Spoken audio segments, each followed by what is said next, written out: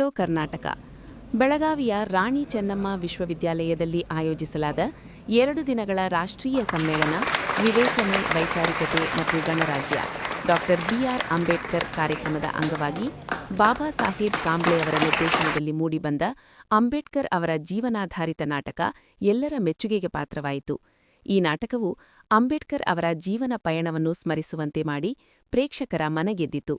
ಕಾರ್ಯಕ್ರಮದಲ್ಲಿ ಭಾಗವಹಿಸಿದ್ದ ಬೆಳಗಾವಿ ಜಿಲ್ಲಾ ಉಸ್ತುವಾರಿ ಸಚಿವರಾದ ಸತೀಶ್ ಜಾರಕಿಹೊಳಿ ನಾಟಕ ತಂಡವನ್ನು ಗೌರವಿಸಿ ಅಭಿನಂದಿಸಿದರು. ಜೊತೆಗೆ ಬಾಬಾ ಸಾಹೇಬ್ ಕಾಂಬ್ಳೆ ಅವರ ನಿರ್ದೇಶನದ ಬಗ್ಗೆ ಮೆಚ್ಚುಗೆ ವ್ಯಕ್ತಪಡಿಸಿದರು.